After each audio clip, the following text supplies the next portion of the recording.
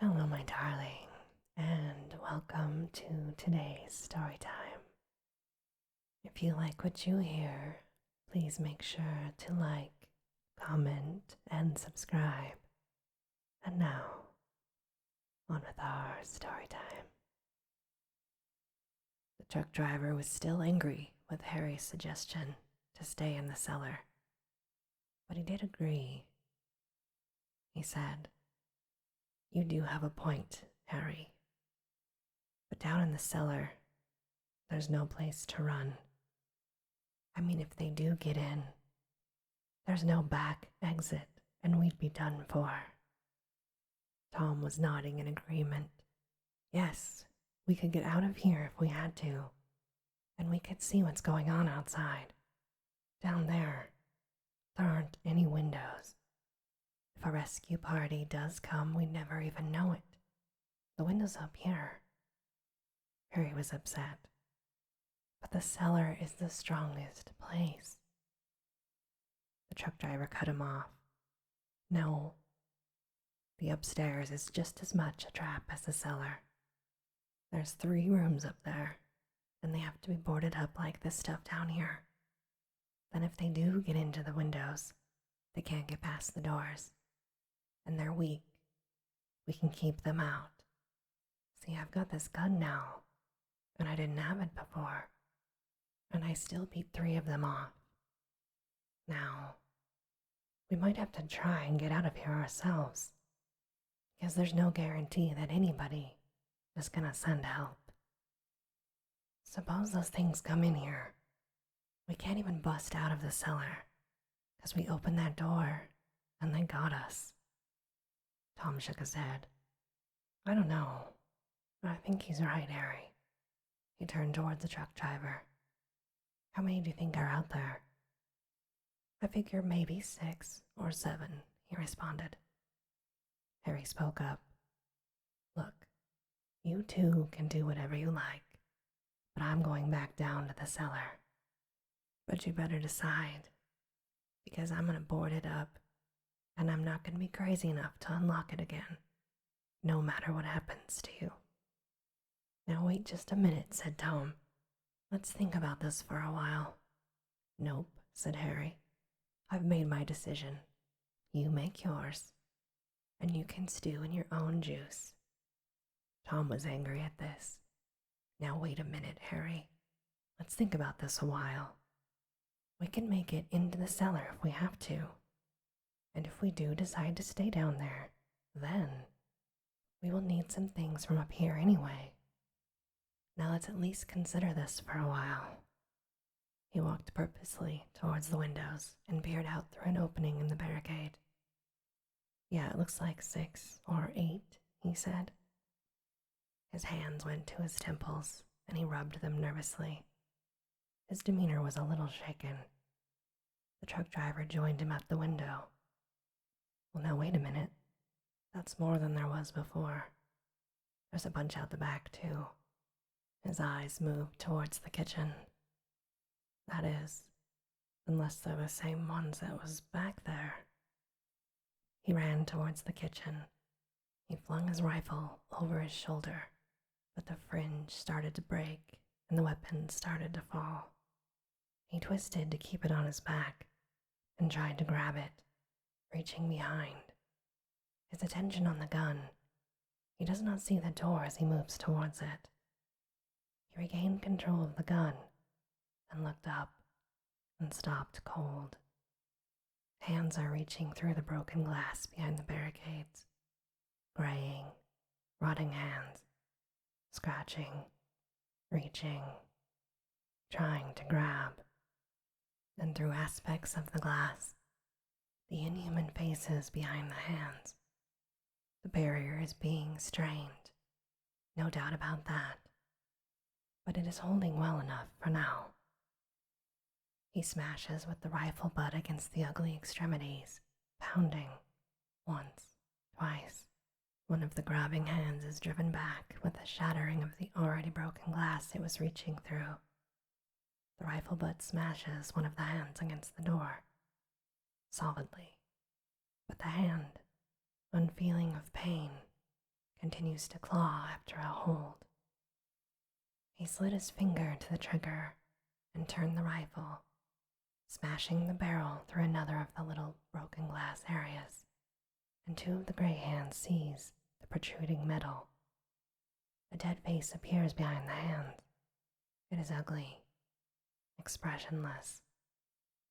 His face looks directly through the opening into the dead eyes beyond. The truck driver struggles desperately to control the weapon, but the zombie thing outside is trying to pull it away by the barrel.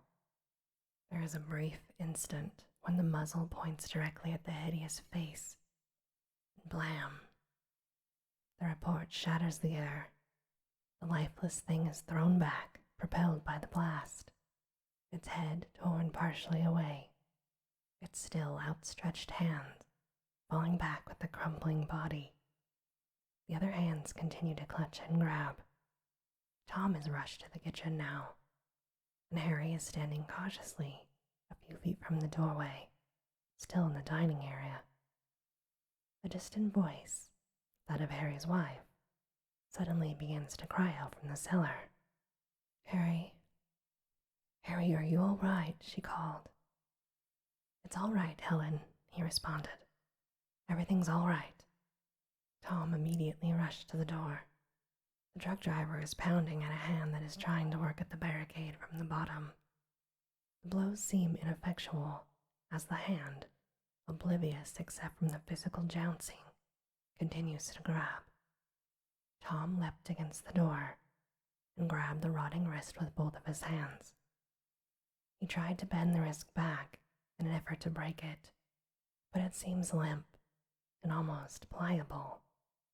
Disgust sweeps over the young man's face.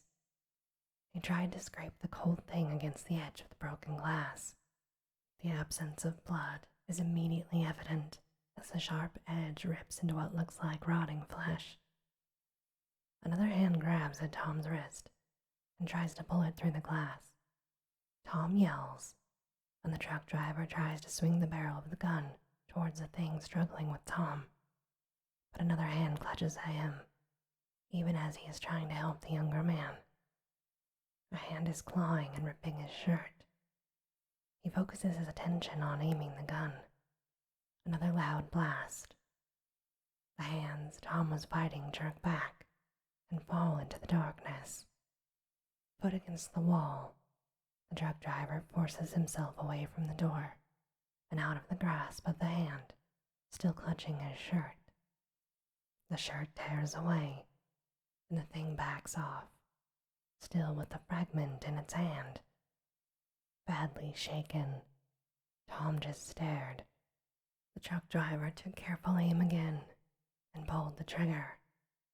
The blast rips through the thing's chest, leaving a gaping hole in its back, and yet it remains on its feet, backing slowly away. Tom is moaning now. Oh no, what are these things? Panicked at the failure of the weapon, the truck driver levels off again. There is another loud report. This time the shell rips through the thing's thigh, just below the pelvis. The thing backs away, but as it tries to put weight on its right leg, it falls into a heap. The two men stare in disbelief. The thing is still moving away, dragging itself with its arms and pushing against the ground with its remaining leg. What are these things? Tom mumbled. The truck driver wetted his lips, took a deep breath and held it. He carefully sighted down the barrel of the rifle again. He pulled the trigger. The shell seemed to blow open the skull of the crawling form, and it fell backwards. These things are from hell, he said. His voice was trembling, and he let out his held breath. Outside, the thing that has fallen limply, without the use of its eyes, moves its arms in groping, clutching motions, seemingly still trying to drag itself away. Helen was shouting from the cellar. Harry, Harry, are you okay? After a moment of silence, the truck driver turned from the door. He started gathering supplies to fix the boards when Harry began speaking. You're crazy. Those things are gonna be at every door and window in the place. We've got to get to the cellar. The big truck driver turns towards Harry with absolute fury in his eyes. His voice was deeper in his rage and more commanding now. Then go. Get out of here, he said. Go to your cellar. The shouting stops Harry for an instant. Then his adamancy returns. He has decided that he will go into the cellar without the others if need be, and is now prepared to gather his supplies. I'm taking the girl with me, he said, nodding towards Barbara. He moved towards the refrigerator in the kitchen, but the truck driver stepped in front of him. You keep your hands off her, he said. She's staying here with me. Harry stopped again for a moment, but then he moved towards the refrigerator. The truck driver was angry. And don't you touch none of that food. His grip was still on his gun, and he's menacing now. Now if I stay up here, he said, I'm gonna be fighting for what's up here. And that food, and that radio, and all of this is what I'm fighting for. And you are stone dead wrong. You're just wrong, you understand? Now if you're making it to the cellar, get moving. Go down these stairs and get out of here. And don't mess with me anymore. Harry turned towards Tom. This man is crazy. He's crazy. We've got to have food down there. We have a right. The truck driver was mad. This is your house, then? Harry stumbled over his words. But we've got a right. The truck driver turned towards Tom. Are you going down there with him? Tom just cowered his head. The truck driver spoke again. Well, there's no beating around the bush. You go in there, ain't you? This is your last chance. There was a long moment of silence, and then Tom turned towards the older man. Harry, I think he's right. I really think we're better off up here. Harry was upset. You're crazy, Tom. You're crazy. I got a kid down there. He can't take all the racket. And those things reaching through the glass. We'll be lucky if he lives, as it is now, and you know it. The truck driver was more impersonal than ever before. Okay, fine, he said. Now you're his father. If you're dumb enough to go die in the trap, that's your business. But I ain't dumb enough to go with you. It's just bad luck for the kid that his old man's so dumb. Now get down to the cellar. You can be boss down there, and I'm boss up here. And you ain't taking none of this food. You ain't taking nothing. Harry, Tom implored, we can get food to you. And if you want to stay down there. And I don't know. Harry was upset, shook his head angrily. Helen kept screaming his voice from the cellar. Harry! Harry! Harry looked towards the cellar door and looked back at the two men and then quickly moves towards the door. You know, I won't open the door again, and I mean it, he said. We can fix this up here, said Tom. With your help, we could. No, said Harry. I think you're both nuts, and you don't have my help. The truck driver turned towards Tom. Let him go, man. His mind is made up. Just let him go. Harry looked at both for a moment, and then lunged for the cellar door. He opened it and slammed it behind him. The sounds of his footsteps going down the stairs were as loud as possible. Tom rushed towards the door. Harry, wait. We'd be better off up here. The truck driver began reloading his gun, replacing the spent shells, and fixed the broken fringe back onto the rifle. Tom shouted through the door, "Harry, if we stick together, man, we can fix it up real good. There are places we can run to up here." There are sounds now of Harry boarding up the door. The truck driver strapped the gun to his shoulder, then turned and moved towards the upstairs. In passing, his glance falls on Barbara. He stepped backward off the stairs and looked at her. The radio was taken up again with the monotonous recorded message. Tom was still calling out to Harry. "Harry, come on. We'd be better off if all three of us was working together." There are sounds of Harry barricading the door. "We'll let you have food when you need it." He glanced warily at the truck driver, half expecting reprisal for this. "And if we knock those things, they might be chasing us, and you can let us in." The barricading sounds stop. Footsteps can be heard as Harry walks down the cellar steps. Tom listens for a while, then retreats, disappointed and worried about the lack of Harry's efforts. There are many defensive measures that lie ahead. The truck driver is with Barbara now, stooping beside her chair. She stared into an unseeing void. The truck driver softened at seeing her. "Hey now, girl. Hey." He brushed her hair back from her eyes. Tears were welling up, and it almost seemed as though she might acknowledge his tenderness, but she did not.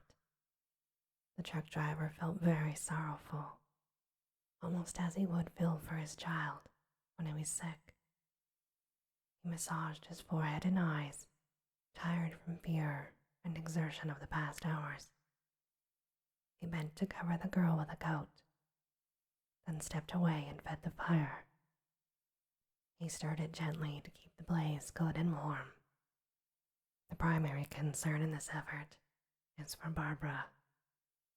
Behind him, Tom walks up, and the truck driver senses his presence. "Harry's wrong, man," he said. Tom remained silent. "I'm not boxing myself in down there, nohow," the truck driver said. He finished with the fire and rose to go upstairs. "We might be here several days. We'll get it fixed up. He'll come up eventually. He ain't gonna stay down there very long. He'll want to see what's going on. Or maybe, if we get a chance to get out, he'll come up then." He turned and walked towards the stairs. The cellar, with its stark gray walls and dusty clutter, seemed cold and damp. Cardboard cartons tied with cord and hanging gird of pipe all looked dirty in the subdued light of bare white bulbs. The cartons take up most of the space. They vary in size from grocery boxes with faded brand names to large packing crates that might have contained furniture. The washing machine, an old roller type, sits off in a corner of the cellar near a makeshift shower stall. Lines for drying clothes are strung over the pipework so low that Harry has to duck under them as he walks from the stairs to the other side of the confining quarters. Harry's wife, Helen, is at the faucet over the tubs, wetting a cloth with cold water. She looks up as Harry enters, but is more interested in what she is doing at the moment. She wrings out the cloth and takes it to where a young boy, their son, lies motionless atop a homemade work table. On a pegboard above the table are hanging tools and cables, and built into the table itself are drawers that probably contain smaller tools, screws and bolts, and washers. The woman moves a little stiffly. She is wearing a dress and a sweater, while a warmer coat is spread on the table under the boy. Its sides are flopped up and over him, covering his legs and chest. Ellen bends over her son and wipes his head with her cool cloth. Harry walks quietly up behind her. She is concentrated on caring for the boy. She pulls the coat more securely around him. He has a fever, she said. There's 2 more people upstairs, responded Harry. She's primarily concerned with the boy's comfort, but she asks, 2 people? Yeah, said Harry. There was a long pause, and he's somewhat defensive. I wasn't about to take any unnecessary chances. Helen remained silent. Harry nervously reached to his breast pocket for a cigarette. He produced an empty pack and, seeing that it is empty, crumbles it in his hand and pitches it onto the floor. He steps over to the work table where there is another pack, snatches it up, and it too is empty. With the same crumpling action, he discards his pack, violently this time, the action spinning him into position, facing his wife and boy. She continued to quietly swab the boy's forehead. Harry stared at them for a moment. Does he seem to be all right? But Helen is silent. The boy is motionless. He is sweating to the point where beads of sweat are formed all over his face. Harry waits and, seeing no answer forthcoming, changes the subject. They're all staying upstairs. They're idiots. We should stick together, and it's safest down here. He went to his wife's purse and rummaged through its contents. He pulled out a pack of cigarettes, ripped the pack open, and fumbled for a cigarette. He lit it and took a deep drag. This makes him cough slightly. They don't stand a chance up there. They can't hold those things off forever. There's too many ways they can get into the house. Helen remained silent. On the floor, next to the workbench, is a small transistor radio. Harry's glance falls on it, and he takes it, clicking it on. You know, they've had a radio upstairs. Must have been civil defense. Or, I think it's not just us. I think this is happening all over. The radio picks up nothing but static. Harry plays with the tuning dial, listening anxiously. But across the receiving band, the transistor just hisses.